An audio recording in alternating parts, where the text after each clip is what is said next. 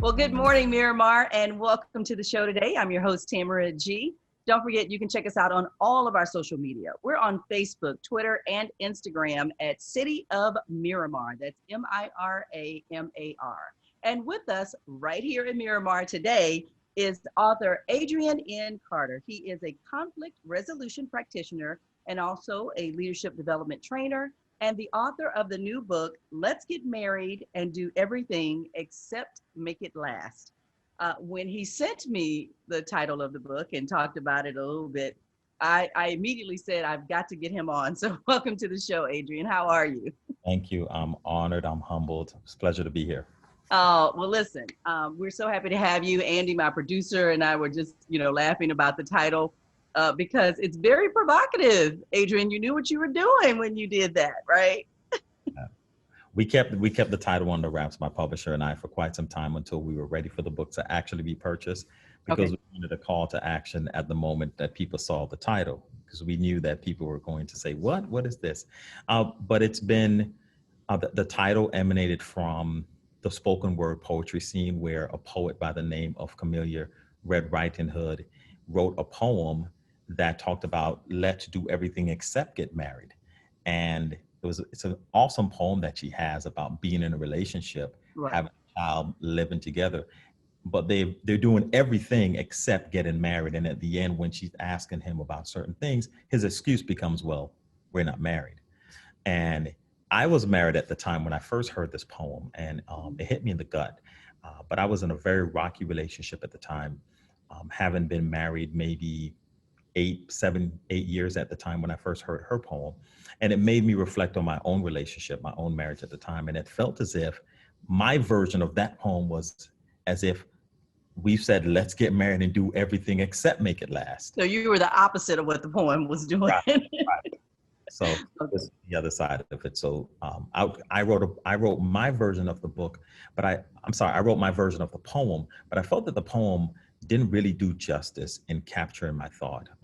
I'm a social scientist, a doctoral student at Nova. So in going through my studies on conflict resolution, it became such a deepened process for me. So it moved from just being a poem to being a book. So as someone who has been single all her life, and no comments from the peanut gallery from either one of you, it just seems like it's always the goal to be in a relationship to eventually get married. Mm-hmm. And yet there are people who are in marriages, let's get married and do everything except make it last. Why is it that no one is ever happy? And I'm sure as a doctoral student, you can tell us about this, with what they have, regardless of what that is, whether it's, just a relationship or having the marriage and everything that comes along with the marriage, having the paper. Very, very good question. I'm gonna tell you why. Because what we're all under is we're all operating by way of a social contract. And we might understand social contract in terms of government. We expect that the government acts a certain way with its citizens, the relationship between police and its citizens, right? Those are all social contracts. And we also have a social contract when it comes to relationships. We've been socialized to believe that men are supposed to do certain things as it relates to a romantic relationship, and women are supposed to do certain things as it relates to a romantic relationship. And that contract, we sign on to it. But it's cultural. It becomes a fabric of our life by the example set forth by our parents in relationships, what we see in movies and popular culture, what the songs say. We take all of that. It's now seeped down into who we are. And we move out into the world looking for relationships, and we begin to encounter that people have different standards, different expectations, and expectations lead to entitlements. And now people are in relationships looking for someone to fulfill that social contract that they've expected based on what they've seen in some previous part of some life, and they're not getting it. And that's what brings about a lot of unhappiness, because it ends up not being what you thought it was going to be. Mm-hmm. So we end up having a lot of failed expectations around it. Wow, Adrian. Look, Andy's over there. Are you wanting to ask some questions, Andy? My producer. He's like, hey, I'm listening now. I'm But yeah, listening. if you guys are just tuning in, we're speaking with Adrian N Carter. He is the author of the new book, Let's Get Married and Do Everything Except Make It Last. And I wanted to ask this question of you, Adrian. When you were writing this book, did you base it on couples that you knew had broken up? You know, they had been together for such a long time, and then and what would precipitate a breakup? I mean, no one knows. That could just be anything, right? It doesn't have to be anything major, does it? No, it's, you know, that they say like 6 million ways to die is 6 million ways to break up, you know. Okay.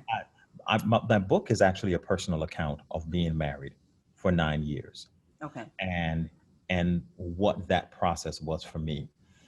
A lot of things that I did as a man that I thought was going back to that contract was the thing for me to do as a man, right? Okay. Only to come to find out that a lot of times, in many instances, it wasn't enough.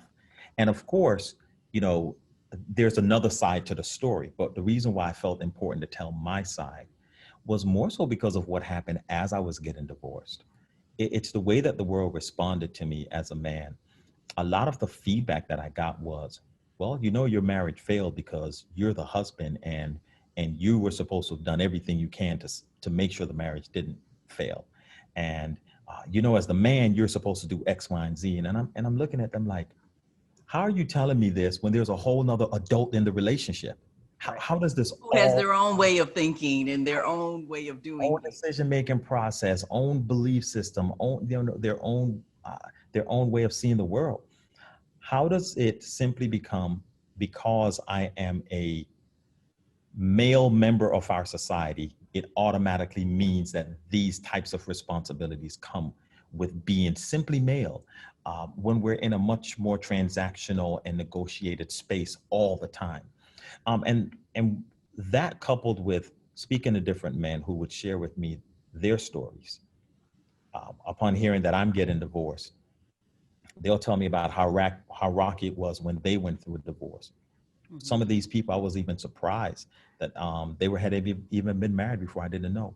And they'll say, well, you know, it's not something I talk about because, you know, I had to just cut my losses, or, you know, man, I just bury those feelings and move on, man. I'm not allowed to talk about that. So I also began to experience a lot of men who felt that they were unable to emote or be expressive about their hurt, their loss, and their transition in going from being married to single or married to divorce. And I said, you know what? Somebody has to tell this side of the story, Mm-hmm. you know, to show that men have very deep emotions. We process in a lot of things, the same things women are thinking about, men are also thinking about. I think we've just been taught differently. We've been socialized as one to be more communicative than the other in terms of women and men. And but we're really sharing in the same experience. And that's what my book is aiming to do. Right. And you just mentioned that. And the one word that everybody always says when it comes to relationships is communication. So if you're feeling this way and I'm feeling this way, why can't we come together and talk about it and then decide on a compromise, whether that's we are going to stay together, we're going to work it out, we're going to stay together, or we're not? Because let's get married and do everything except make it last. That, I'm sure that's not why most people get married, is to Right. just, you know, maybe one day we might not be together, but you know, I want to be with you. That's why I decided to marry you. You know, but what happens in reality is, because of our socialization process here in the Western side of the world, and in many other cultures, you know, marriage is viewed as a rite of passage, and it brings a woman into adulthood. It brings a man into adulthood as well. So there is a certain even stigma that's associated with not being married, and while none of that is actually true, right? While it's not a reality of the person's experience, socially within our society, there are certain accepted ideas that we live with. And what happens is, in reality, in my assessment, as one who's studying this matter, I think what you really come away with are, people are more trained to be divorced than they are to really be together. You know, there's a curriculum that we teach young ladies about what it means to be a young lady, and curriculum that we teach young men about what it means to be a young man, and they're Okay. very divergent ideologies, and then we tell them to come together and form a bond, form a family, form a relationship. And it doesn't matter your background in terms of religion, your education, your social status, your wealthy or not. It, at the end of the day, when you put those foundational principles together that women are socialized with in terms of how to interact with a man and how a man is supposed to interact with a woman, they actually result in more conflict than it does in more unity. Look at you.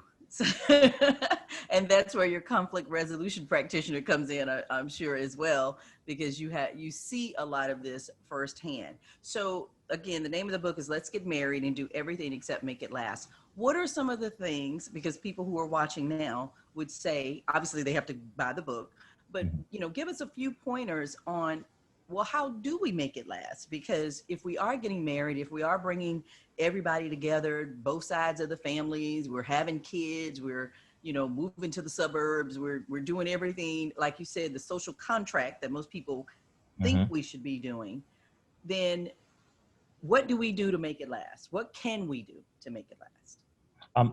Two things. I think one, we have to begin to change our mind around the paradigm shift that we're currently experiencing.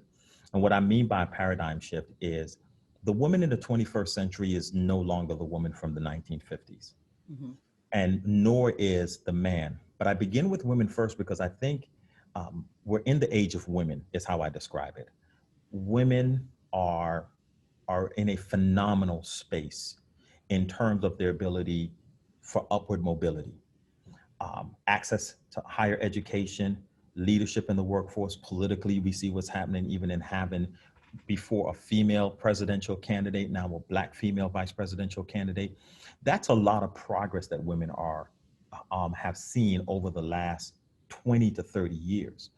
What's happened too, though, is we have a society currently that is still holding on to the rules of the 1950s and the 60s of wanting to manage relationships in that particular sphere while also benefiting from the progress of the 21st century.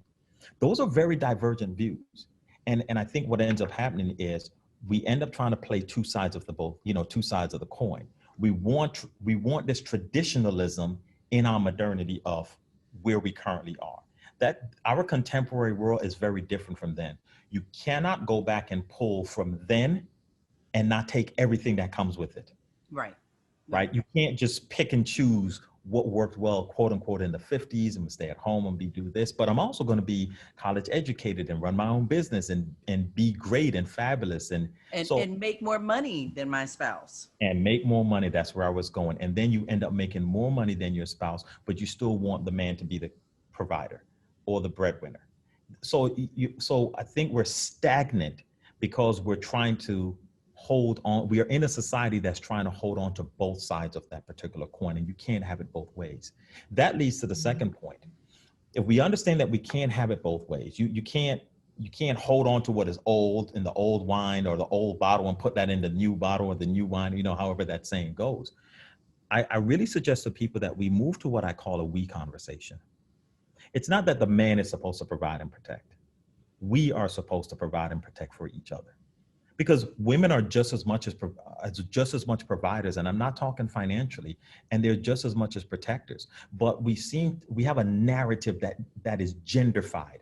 We dominate the narrative to, well, this is what a man is supposed to do, and we dominate the narrative about what a woman is supposed to do. Men should be just as vested in cooking, cleaning, sweeping, mopping, dusting, and just whatever the works are, right? And if women, just as women are invested in upward mobility, if we can get to a we conversation and not a, well, you're supposed to do this and I'm supposed to do this because you're the woman and I'm the man, that's conflict communication. But the we is where you begin to create unity, and you can move from diversity to unity to community by changing the language to a we conversation. Wow. And I was just about to say, we says it all. That means we are a unit. We are together. It's not you and I, it's we. We. So how can people get Let's Get Married and Do Everything Except Make It Last? Where can they find the book? It's available wherever books are sold. Particularly, you can start with definitely with Amazon, um, by just typing in my name or by typing the title, the name of the book. My website is www.adriancarterspeaks.com. And that also takes you over to the website. And my social media is also Adrian Carter Speaks. So from any one of those venues on Instagram, Facebook, LinkedIn, or the website, or through Amazon, the book is available. Awesome. So again, AdrianCarterSpeaks.com. That's the website. Mm-hmm. You can find the book, Let's Get Married and Do Everything Except Make It Last, anywhere you buy books, including Amazon or any bookstore. And Adrian N Carter, conflict resolution practitioner and leadership development trainer. I am sure that everywhere you go, when you are holding the book up, you get many comments, unsolicited, I'm sure, from males and females. But we definitely wish you well, and we hope this is a bestseller.